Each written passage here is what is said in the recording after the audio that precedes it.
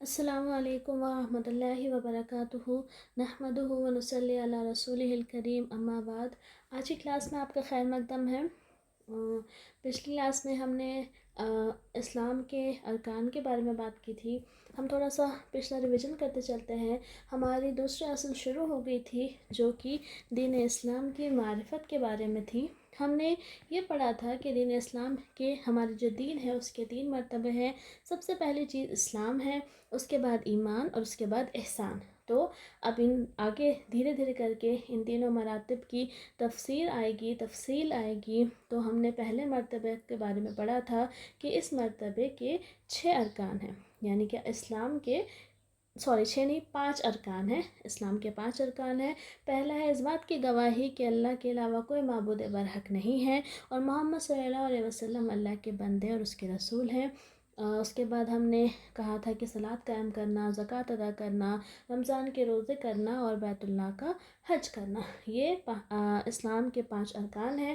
اب آگے انہی 5 ارکان کی دلیلیں اور تھوڑی سی وضاحت اور معنی کو ذکر کیا جا رہا ہے۔ کوئی آپ سے کہہ سکتا ہے کہ آپ کیسے کہہ رہے ہیں کہ یہ 5 چیزیں اسلام کا ارکان ہیں، اس کی کیا دلیل ہے، کیا ثبوت ہے؟ تو انہی سب باتوں کا جواب دینے کے لیے آگے کی جو آگے کا ڈسکشن ہے وہ اسی لیے ہوا ہے۔ تو ہم یہاں پر سب سے پہلے لکھا ہے فَدَلِيلُ الشَّهَادَةِ قَوْلُهُ تَعَالَى شَهِدَ اللَّهُ أَنَّهُ لَا إِلَهَ إِلَّا هُوَ وَالْمَلَائِكَةُ وَأُولُو الْعِلْمِ قَائِمًا بِالْقِسْطِ لَا إِلَهَ إِلَّا هُوَ الْعَزِيزُ الْحَكِيمُ۔ تو سب سے پہلے دلیل ہے شہادت کی شہادت اسلام کے ارکان میں سے کیسے ہے۔ تو یہاں پر آیت جو ہے اس میں فرمایا گیا ہے شہد اللہ رب العالمین گواہی دیتا ہے، اور اس کے بعد جو والملائکہ ہے یہاں سے جڑا ہوا ہے اللہ تعالیٰ اور فرشتے اور اہل علم۔ اللہ تعالیٰ، فرشتے اور اہل علم، یہاں پر قائمًا بالقسط جو ہے یہ اللہ تعالیٰ کے ساتھ ہے جو انصاف کو قائم رکھنے والا ہے، ٹھیک ہے۔ تو اللہ رب العالمین جو اس انصاف کو قائم رکھنے والا ہے، فرشتے اور اہل علم اس بات کی گواہی دیتے ہیں، یا پھر آپ ایسا کہہ سکتے ہیں کہ اللہ تعالیٰ، فرشتے اور اہل علم اس بات کی گواہی دیتے ہیں کہ اس کے سوا کوئی معبود برحق نہیں ہے، وہ انصاف کو قائم رکھنے والا ہے۔ لا الہ الا هو العزیز الحکیم، نہیں ہے کوئی معبود برحق سوائے اس کے جو غالب اور حکمت والا ہے، ٹھیک ہے۔ تو اللہ تعالیٰ اس بات کی گواہی دیتا ہے اور فرشتے اور اہل علم کہ اس کے علاوہ کوئی معبود برحق نہیں ہے، وہ انصاف کو قائم رکھنے والا ہے، نہیں ہے کوئی معبود برحق سوائے اس کے جو غالب اور حکمت والا ہے۔ تو یہاں پر شہادت اللہ رب العالمین خود شہادت دے رہا ہے، فرشتے شہادت دے رہے ہیں، اور اس میں اہل علم کو بھی جوڑا گیا ہے۔ تو یہ ساری چیزیں اس بات کی دلیل ہے کہ شہادت اسلام کے ارکان میں سے ایک اہم رکن ہے۔ اب شہادت کا معنی آپ کو بتا رہے ہیں۔ شہادت کے دیکھیے 2 پارٹ ہے۔ پہلا پارٹ ہے اس بات کی گواہی کہ اللہ کے سوا کوئی معبود برحق نہیں ہے، یہ پہلا پارٹ ہے۔ دوسرا پارٹ ہے اس بات کی گواہی کہ محمد صلی اللہ علیہ وسلم اللہ کے رسول ہیں، ٹھیک ہے۔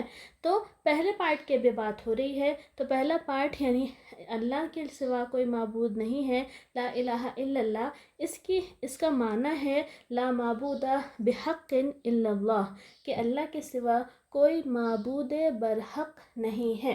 لوگ کہہ دیتے ہیں کہ اللہ کے سوا کوئی معبود نہیں ہے، ٹھیک ہے، لیکن صرف اتنا نہیں کہا جائے گا، اللہ کے سوا کوئی معبود برحق نہیں ہے، یعنی کوئی حقیقی معبود نہیں ہے، ٹھیک ہے۔ تو یہ حقیقی ورڈ یا برحق ورڈ یہ یوز کرنا ضروری ہے۔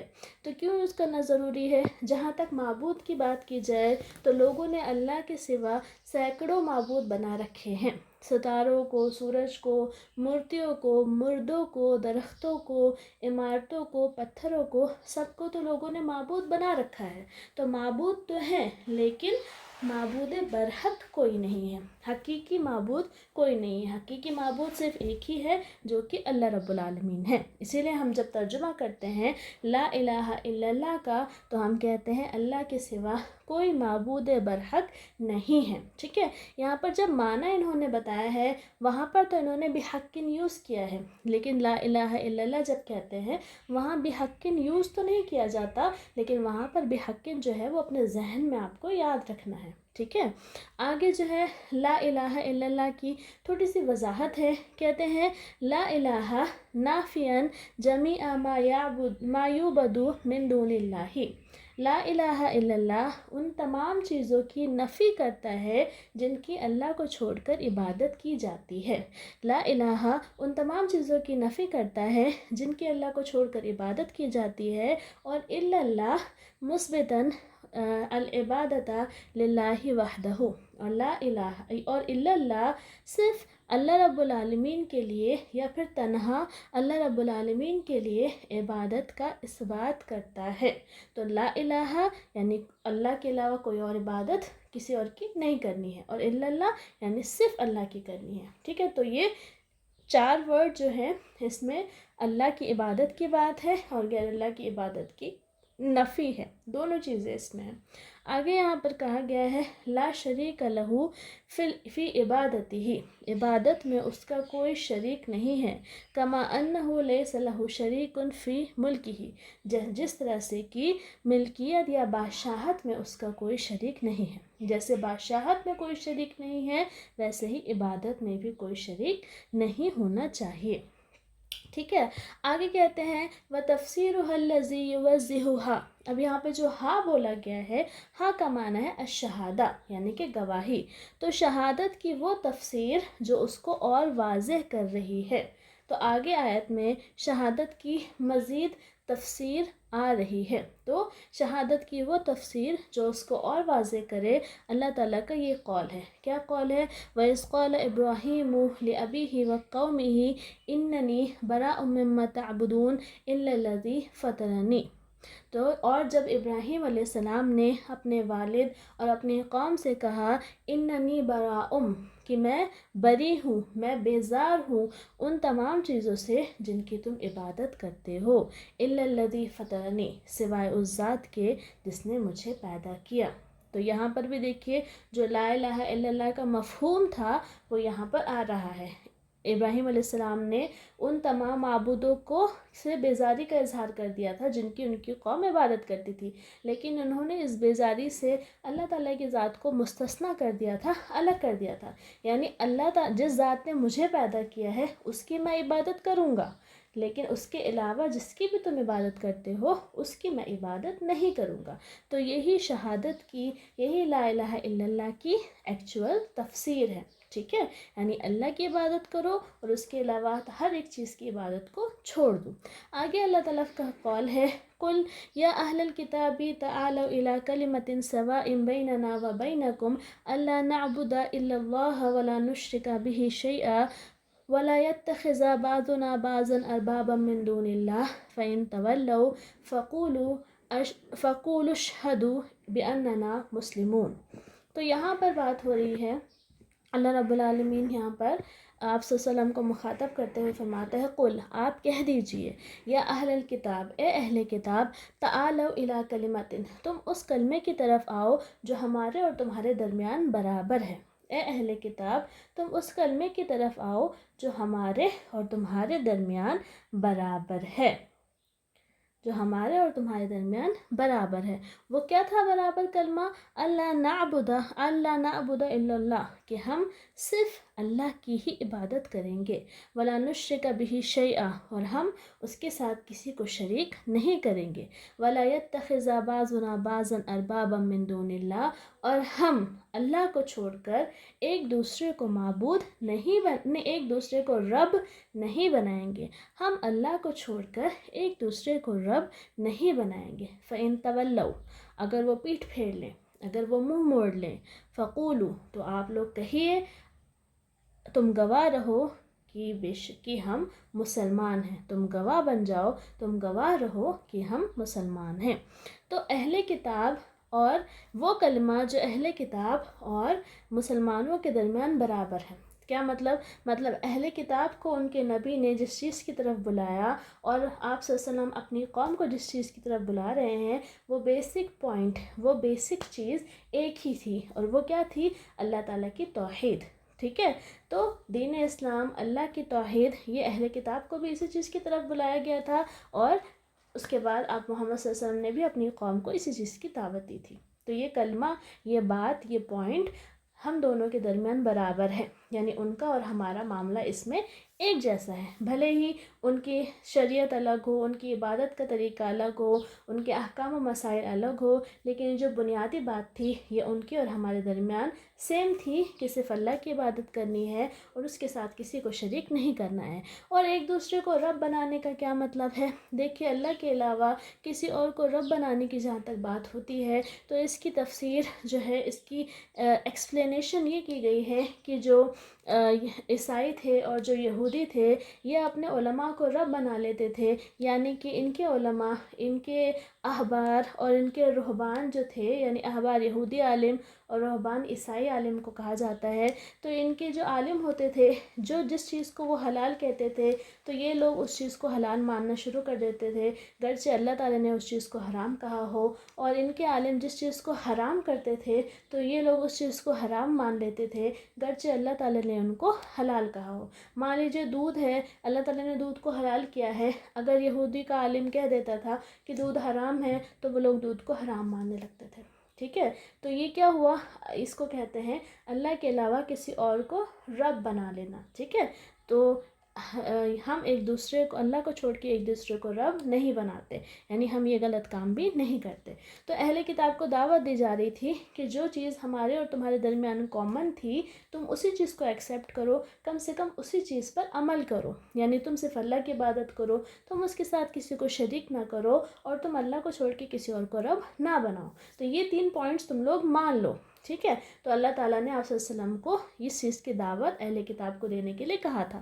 اور اس کے بعد اللہ تعالیٰ نے مزید فرمایا کہ اگر وہ منہ موڑ لیں، یعنی تمہاری یہ بات نہ مانے، تو ان سے کہنا کہ گواہ رہو کہ ہم مسلمان ہیں، ہم نے اللہ کے سامنے سر تسلیم خم کر لیا ہے.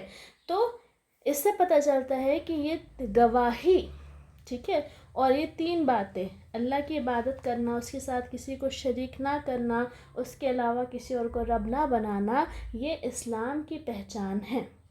ٹھیک ہے، اہل کتاب یہ نہیں کر رہے ہیں، مومن یہ کر رہے ہیں، اس لیے اہل کتاب کو کہا گیا کہ ہم مسلمان ہیں. تو ہمارا یہ کام کرنا اور اس کے بدلے ہمارا اپنے آپ کو مسلمان کہلانا اس بات کی پہچان ہے کہ یہ اسلام کے ارکان میں سے ہے. ٹھیک ہے، اور یہ شہادت کی تفسیر مزید اس آیت میں ہو رہی ہے. اب اللہ کے علاوہ کوئی معبود برحق نہیں ہے، اس کی ایکسپلینیشن ہو گئی. اب دوسری چیز یہ ہے کہ محمد صلی اللہ علیہ وسلم اللہ کے رسول ہیں، تو اس کی بھی دلیل ہونی چاہیے. تو آگے فرمایا جا رہا ہے وَدَلِيلُ شَهَادَةِ أَنَّ مُحَمَّدًا رَسُولُ اللَّهِ قَوْلُهُ تَعَالَى لَقَدْ جَاءَكُمْ رَسُولٌ مِّنْ أَنفُسِكُمْ عَزِيزٌ عَلَيْهِ مَا عَنِتُّمْ حَرِيصٌ عَلَيْكُمْ بِالْمُؤْمِنِينَ رَءُوفٌ رَحِيمٌ. تو یہاں پر محمد صلی اللہ علیہ وسلم اللہ کے رسول ہیں، اس کی شہادت کی دلیل اللہ تعالیٰ کا یہ قول ہے کہ تمہارے درمیان، تمہارے پاس، تمہارے ہی درمیان سے ایک رسول آیا ہے جس پر تمہاری مشقت بھاری ہے، گزرتی ہے، وہ حریص علیکم، اور جو تمہاری بھلائی کا حریص ہے یعنی خواہش مند ہے، اور وہ مومنین کے ساتھ رؤوف رحیم ہے یعنی نرمی اور مہربانی کرنے والا ہے. تو تمہارے پاس، تمہارے ہی درمیان سے ایک رسول آیا ہے، تمہارے ہی جنس سے ایک رسول آیا ہے جس پر تمہاری مشقت بھاری ہے، جو تمہاری بھلائی کا خواہش مند ہے، اور جو مومنین کے ساتھ نرمی اور مہربانی کرنے والا ہے. تو محمد صلی اللہ علیہ وسلم اللہ کے رسول ہیں، اس کی اس آیت میں یہاں پر جو ہے وضاحت کی گئی ہے. تو یہ آیت اس چیز کی دلیل ہے. اب محمد صلی اللہ علیہ وسلم اللہ کے رسول ہیں، اس بات کی گواہی دے رہے ہیں ہم، اس کا ایکچوئل میں معنی کیا ہے؟ صرف زبان سے کہہ دینا کافی ہے یا اس کا کوئی اور ڈیپ میننگ ہے؟ اس کے بارے میں بات کر لیتے ہیں. تو یہاں پر کہا گیا ہے معنی شہادتی ان محمدن رسول اللہ صلی اللہ علیہ وسلم، محمد صلی اللہ علیہ وسلم اللہ کے رسول ہیں، اس بات کی گواہی کا کیا معنی ہے؟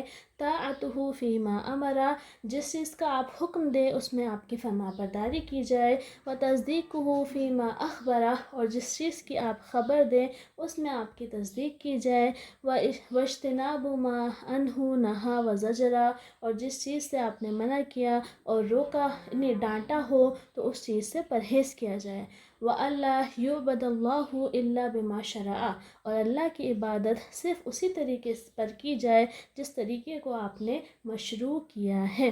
تو شہادت کا یہ مطلب ہے، صرف زبان سے کہہ دینا کہ محمد صلی اللہ علیہ وسلم اللہ کے رسول ہیں اتنا کافی نہیں ہے، بلکہ آپ اگر کوئی حکم دیتے ہیں تو اس میں آپ کی فرما برداری کرنی ہوگی، آپ جو بھی بات کہتے ہیں اس بات کی تصدیق کرنی ہوگی، اس کو جھٹلانا منع ہے، آپ نے جس چیز سے رکنے کے لیے کہا، جس چیز کے بارے میں آپ کی طرف سے ڈانٹ ملی تو اس چیز سے ہمیں رکنا پڑے گا، اور جو طریقہ آپ نے سکھایا ہے اللہ تعالیٰ کی عبادت کا، صرف اسی طریقے سے ہم اللہ کی عبادت کر سکتے ہیں، اس کے علاوہ کسی اور طریقے سے اللہ کی عبادت نہیں کی جا سکتی۔ تو محمد صلی اللہ علیہ وسلم اللہ کے رسول ہیں، اس بات کی شہادت کا یہ ایکچول میننگ ہے، ٹھیک ہے۔